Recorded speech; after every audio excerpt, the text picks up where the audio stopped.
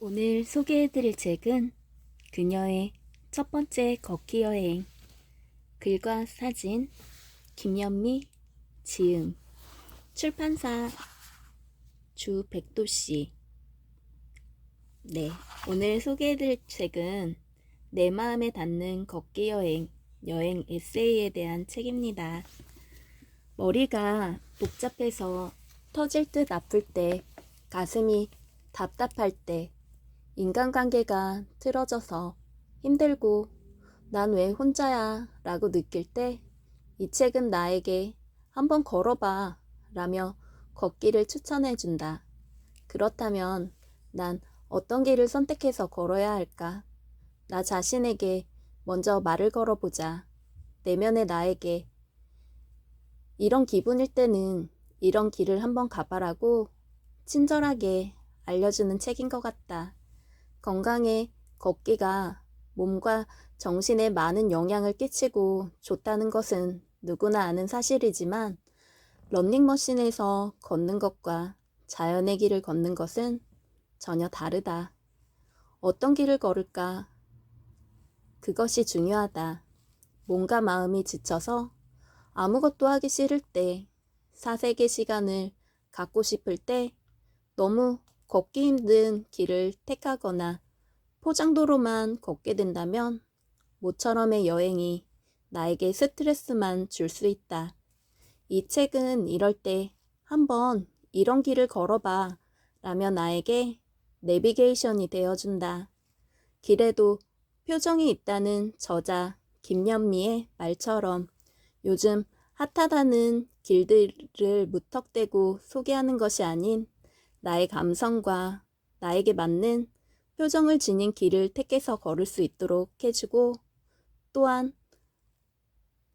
단지 걷기 위해 벗어나 누구와 함께 걸으면 좋을지, 무슨 책을 읽으며 무슨 음악을 들으면 좋을지 나에게 제안을 해준다.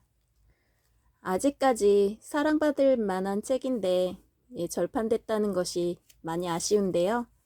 풍부한 감성을 나에게 안겨줄 이 책은 건조한 일상에서 벗어나 길에 얽힌 추억, 길과 관련된 이야기, 길 위에서 만난 사람들, 그리고 길을 걸으며 변하는 저자 김연미님의 감정을 따라가다 보면 이 길에도 표정이 있다는 말을 이해하게 될 겁니다. 여러분들도 이 책을 통해서 자신만의 길을 걸으며 머리를 비우고 마음을 다독이는 걷기의 시간을 한번 가져보시면 좋을 것 같아서 소개해 보았습니다. 여행 에세이 그녀의 첫 번째 걷기 여행 일부 내용 소개해 드리겠습니다. 직선인 것 같아도 유심히 살펴보면 살짝살짝 휘어진 옛길, 그래서 더 운치 있는 이 길을 천천히 걸으며 오래도록 사랑하자. 지도를 펼치고 여러 갈래의 길을 더듬는다.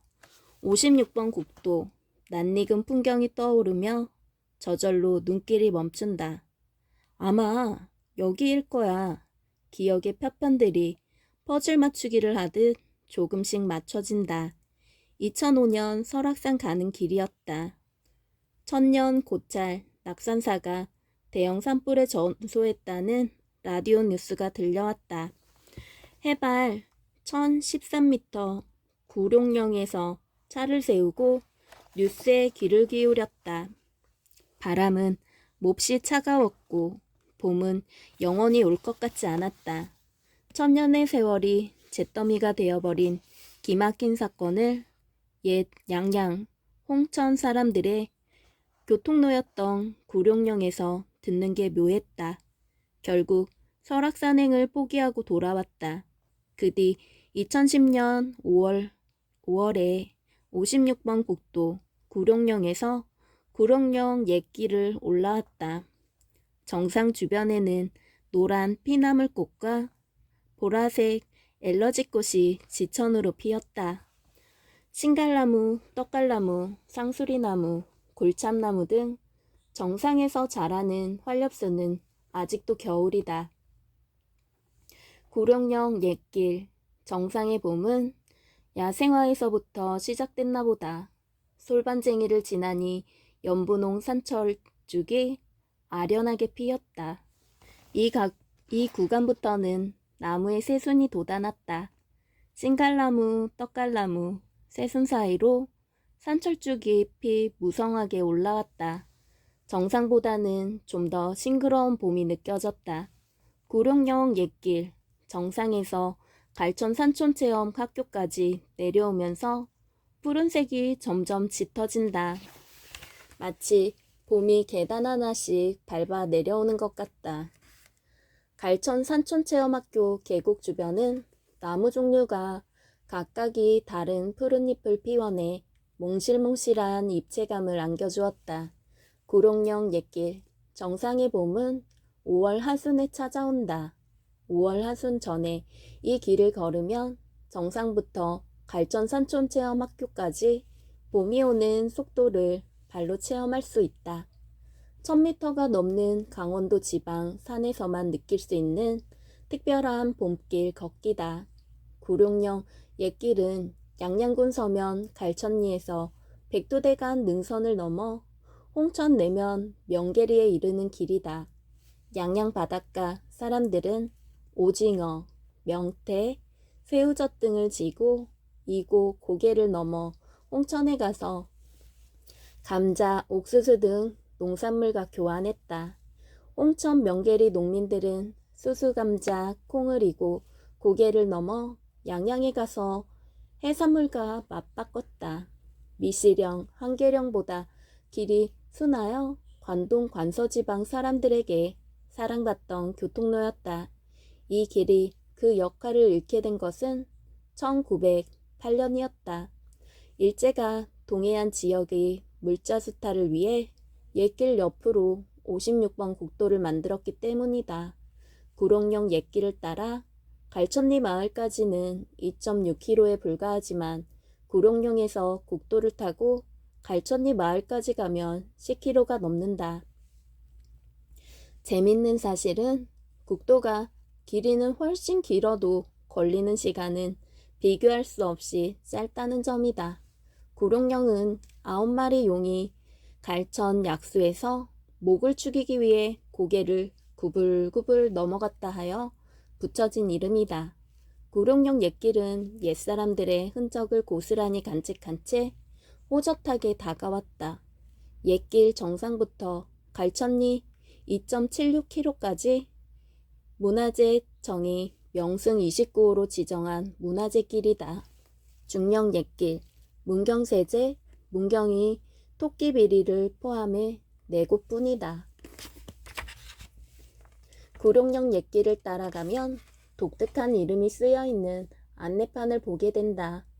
횃돌반쟁이, 솔반쟁이, 모반쟁이가 그것.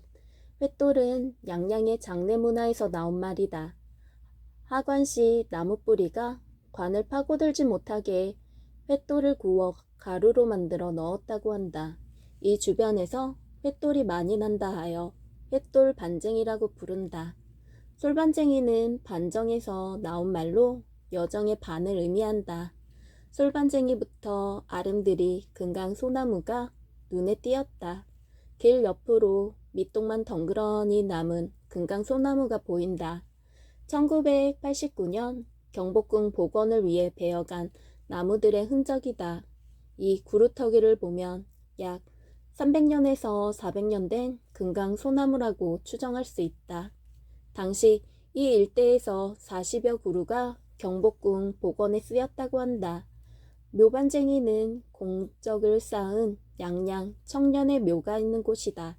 조선 초기에는 고을마다 경계가 모호했다고 한다. 양양 수령과 홍천 수령은 고을의 경계를 짓기 위해 각각 자신의 마을에서 출발하여 만나는 지점을 경계로 정하자고 약속했다. 양양에서 뜀박질 잘하기로 소문난 청년이 수령을 얻고 힘껏 달렸다. 홍천 내면 명계리에 닿아서야 홍천 수령을 만날 수 있었다. 청년의 목숨 건 뜀박질로 인해 양양은 땅 따먹기를 크게 할 수 있었다. 그러나 수령을 얻고 험한 숲길을 뛰어온 청년은 그만 체력이 모두 소모되어 죽고 만다. 사람들은 청년의 공덕을 기리기 위해 무덤을 만들어 주었다. 구룡령 옛길을 걸으면서 묘한 설레임이 일어난다. 찐갈나무, 떡갈나무, 잎을 흔들고 가는 바람에 왠지 가슴이 두근거렸다. 이마에 땀이 마르고 새 지저귀는 소리가 뚝 끊겼다. 묘한 정적이 주위를 감쌌다. 저 멀리 숲길 아래서 이야기 속 청년이 고을 수령을 얻고 숨가쁘게 걸어오는 것 같았다. 옛길을 걷고 있으면 영화 백투더 퓨처가 프리퀀시처럼 과거와 접속하는 듯한 착각에 빠진다. 아마도 구룡령 옛길이 잘 보존되어 있어서 드는 생각일 것이다. 2010년이 아닌 500년 전 조선시대를 걷는 것 같다. 구령 옛길은 이야기가 풍부한 길이다. 이것저것 구전되어 오는 이야기가 많다. 어머니를 지극정성으로 모시는 아들이 집에서 키우는 개의 도움을 받아 결혼한 이야기 등 이 길은 오갔던 사람들의 무수한 사연이 꼬리에 꼬리를 물고 이어진다. 일제에 의해 한동안 끊겼다가 최근 옛길이 관심을 끌면서 다시 사람들이 찾는 길이 되었다. 계속 잘 보존되어 후세 사람들도 이 길에서 과거를 만날 수 있었으면 좋겠다. 과거와 현재가 통하는 길로 오래오래 남기를 바란다. 아름드리 금강 소나무길에는 양팔을 벌려 소나무를 꼭 끌어안고 있는 사랑나무, 연리지, 뿌리가 다른 나뭇가지가 엉켜서 한 나무처럼 자라는 현상이다. 특이한 볼거리다. 원래 소나무 주변에는 나무가 잘 자라지 않는데 소나무 뿌리에서 다른 식물의 해로운 억제 물질이 분비하는 타감작용이 일어나기 때문이다.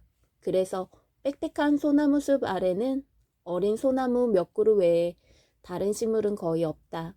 소나무는 햇볕을 많이 받고 자라는 나무이기 때문에 자기 보호 본능이 몹시 강하다. 그런데 어찌 자신을 처절하게 부둥켜 안은 다른 나무를 죽이지 않은 걸까? 정말 사랑인가? 옛길 끝은 시원한 계곡이다. 옛길을 걷는 내내 계곡물 흐르는 소리를 들려주면서 계곡은 보여주지 않는다. 갈천리 마을 가까이에 닿아서야 맑은 계곡물을 선사받는다. 여정의 끝에서 탁족의 즐거움을 누리는 건 어떨까? 갈천 산촌체험학교. 네, 여기 책에 보니까 구룡령 옛길을 어떻게 찾아갈 수 있는지 가는 방법으로 버스나 걷기, 그리고 알아두어야 할 내용들, 그리고 가족끼리 편하게 쉴 수 있는 숙박, 그리고 2박 3일 양양 여행 코스까지 이렇게 글을 쓰셨네요.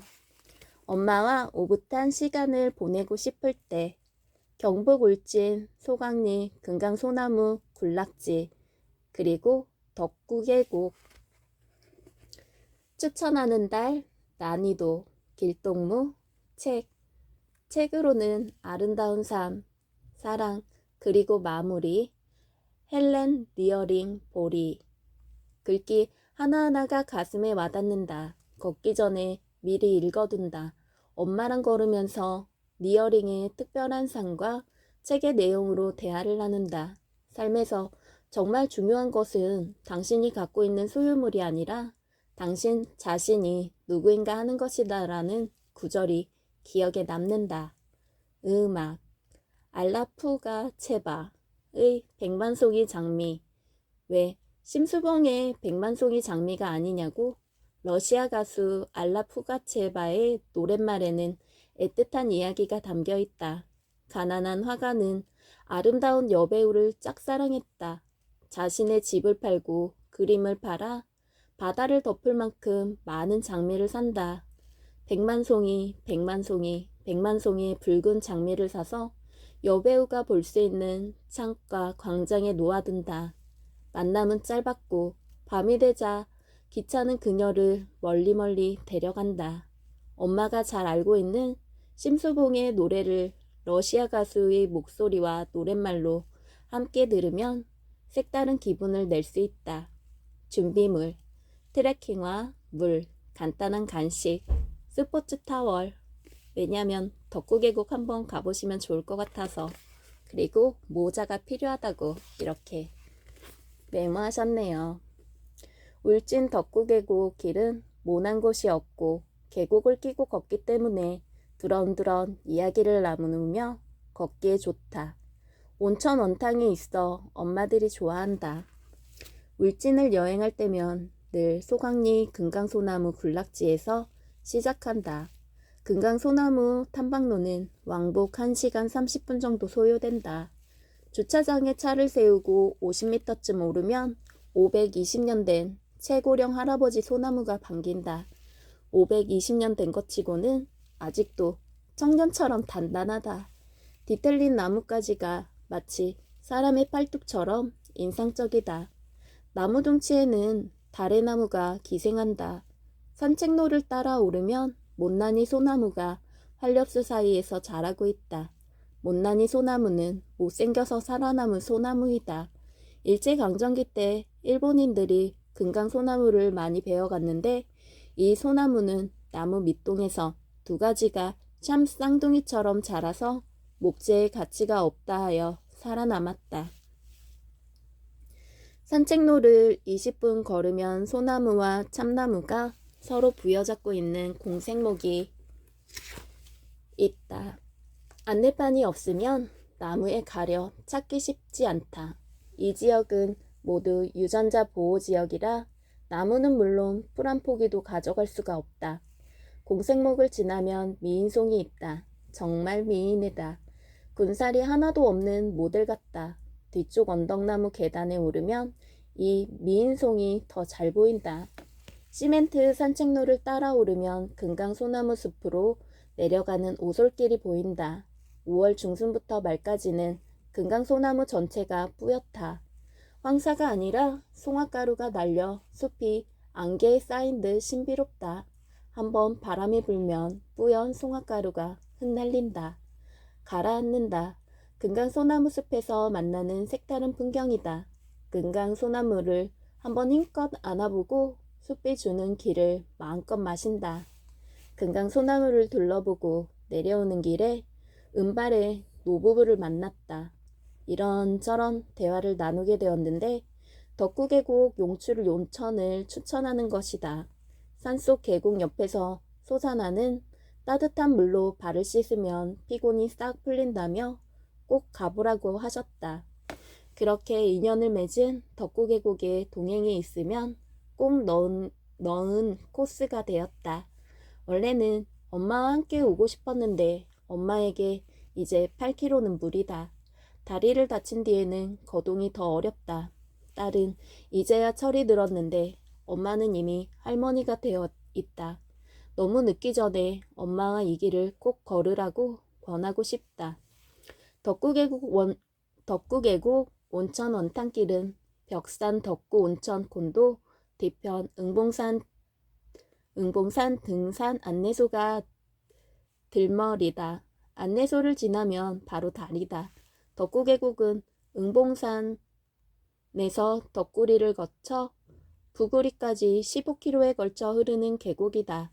덕구 온천 원탕은 응봉산 정상 방향으로 4km 지점에 자리한다. 내내 계곡을 보면서 걸을 수 있어서 좋다. 그런데 유난히 다리가 많다. 응봉산 정상까지는 13개, 원탕까지는 12개의 다리를 건너야 한다. 간단한 산책 코스는 아니다. 계곡길이라서 다소 드세지만 정비가 잘 되어 있어 걷기는 편하다. 덕구계곡은 처음 걷는 사람은 이 13개의 다리를 보고 좀 당황스러워할지도 모르겠다. 세계 유명 다리를 모방해 지었기 때문이다. 네, 사진에 나온 덕구계곡 참 아름답네요. 그 13개의 다리는 금문교, 미국, 서강대교, 한국, 노르망디교, 프랑스, 하버교, 호주, 크네이교 독일, 모토웨이교 스위스, 알라밀로교 스페인, 취양교 한국, 청운교, 백운교 한국, 트리니티교 영국, 도모에가와교 일본, 장제이교 중국, 포스교 영국이다. 그냥 다리를 놓는 것보다 볼거리를 고려한 듯하다. 몇 개의 다리는 너무 튀지만 그나마 몇 개는 숲에 동화되어 어울린다. 금문교를 지나면 본격적으로 계곡이 길이다. 걷는 내내 온천 송수관이 보인다. 송수관은 원탕까지 이어진다. 슬쩍 손을 대보았는데 뜨겁지는 않다. 다시 덕구계곡의 유명 다리를 건넌다. 프랑스 노르망디교를 지나면 선녀탕이다. 선녀탕에서 조금 걸어가면 용소폭포이고 폭포 밑이 마당소이다. 덕구계곡에는 용이 된 이무기가 살았다는 전설이 전해온다. 전설에 의하면 용이 되기 위해 수백 년을 기다려온 이무기가 결국 매복여신의 도움으로 용이 되었다고 한다. 성녀탕은 승천한 이무기가 다시 골짜기로 내려와 선녀와 목욕을 했다 해서 지어진 이름이다. 용소폭포는 이무기가 용이 되기 위해 용트림을 해서 생긴 것이고 그 폭포수가 고여서 생긴 마당소는 이무기가 매복여신을 위해 선물한 곳이라고 한다. 마당소 물빛은 시퍼렇다 못해 검다. 옛사람들이 마당소의 깊이를 알려고 명주실 한 꾸리를 풀어 넣었더니 실끝이 4km나 떨어진 산 너머 마구계곡으로 나왔단다. 용소폭포에 용트림을 제대로 볼 수 있는 곳은 크네이교다. 협곡 사이로 꿈틀꿈틀 용이 솟아오른다. 장제이교를 지나면 계곡 수량이 줄어들고 길은 더 깊어진다. 계곡 주변으로 쭉쭉 뻗은 금강소나무가 눈길을 끈다. 계곡 사이로 언뜻 연기가 솟는 것 같다. 원탕이다. 깊은 산속 옹달샘은 아니지만 타평식으로 만든 분수대에서 수증기와 함께 따뜻한 물이 쏟아진다. 온천수의 온도가 42.4도씨라고 하는데 미지근하다. 시원한 약수가 아니라 따뜻한 온천수를 마신다. 온천수를 받아 발에도 끼얹고 손에도 껴안는다. 미리 바가지를 준비해온 할머니 몇 분은 머리도 헹구었다고 자랑을 하신다. 서울로 돌아가면 바로 엄마를 봐야겠다. 내 몸에 스민 소나무 향과 온천의 열기가 가시기 전에. 금강소나무 군락지 덕구계곡 찾아가기. 네, 가는 방법과 걷기 코스, 알아둘 점 등에 대해서 소개가 되어 있네요. 네. 마지막으로 향기로운 사람이 되고 싶을 때 경남하동, 전남 광양, 섬진강 매화길. 추천하는 달은 3월, 섬진강에 매화가 필 때 6월, 매실 수확하는 시기에. 난이도는 별 5점 중에 2점이라고 하네요. 길동무로는 친구나 애인과 함께 가면 좋은 곳으로 추천하셨고요. 책으로는 심야식당, 아베 야로 미우. 2008년 일본 만화책 밤 12시부터 오전 7시까지 문을 여는 심야식당 주인과 식당을 이용하는 손님들의 이야기입니다. 일본의 다양한 요리를 선보이고 그 요리에 얽힌 삶의 모습을 따뜻하게 표현했습니다. 음식을 통한 사람들과의 교감이 흥미롭다고 하셨네요. 음악으로는 박강수의 꽃이 바람에게 전하는 말. 아서아서 꽃이 떨어지면 슬퍼져. 그냥 이 길을 지나가. 심한 바람 나는 두려워 떨고 있어. 이렇게 부탁할게. 바람에 떨어지는 매화꽃을 보며 이 노래를 읊조린다. 내 입에서 바람을 향해 아서아서가 절로 나온다. 준비물로는 트레킹화, 모자, 장갑, 물, 충분한 간식, 그리고 자외선 차단제라고 메모하셨습니다. 인생은 꽃길이 아니다. 그러나 매화향처럼 향기로운 사람들이 있기에 꽃길을 걷는 것처럼 살아갈 수 있다. 나 역시 향기로운 사람이 되고 싶어 매화길을 걸어본다. 섬진강 강바람에 신압으로 피던 매화꽃이 얼었다. 3월 섬진강 바람은 시리다. 하동 버스터미널에 내린 우리의 옷차림은 겨울이다. B와 H는 두툼한 점퍼에 옷깃을 여몄다. 남쪽부터 봄 소식이 전해온다. 하지만 3월의 봄은 믿을 수가 없다. 꽃샘추위가 매섭다. 우리는 우선 추위를 피하고 싶었다. 따뜻한 음식을 먹으며 덜 춥겠다는 생각에 하동시장으로 향했다. 네, 오늘의 책 소개 여기까지고요. 내 마음에 닿는 걷기 여행, 길의 표정과 나의 감성이 만나는 사색의 공간에서 생각을 깨우다. 길은 표정이 풍부합니다. 우리가 그 표정을 깨닫지 못했을 뿐. 길은 다양한 표정으로 우리의 마음을 읽고 치유합니다. 그래서 분노가 가득 찼을 때 걷기 좋은 길, 권태로울 때 걷기 좋은 길, 용기가 필요할 때 걷기 좋은 길 등으로 길에 감정을 담아 보았습니다. 마음의 물결이 길을 통하여 소통하기를 희망합니다. 걷기는 막막한 가슴에 작은 바늘구멍을 뚫는 일입니다. 자주 걷다 보면 그 구멍이 커지고 견디거나 이겨낼 힘을 얻지 않을까요? 걸으면서 자신의 안을 지극하게 바라보세요. 걷기는 나를 위한 쉼이지만 내 안으로 걸어가는 자신과의 소통입니다. 당신의 첫 번째 걷기 여행이 오로지 내 마음의 소리에 닿을 수 있기를. 네, 프롤로그 중에서 읽어드렸습니다. 들어주셔서 감사합니다. 오늘은 여기까지입니다.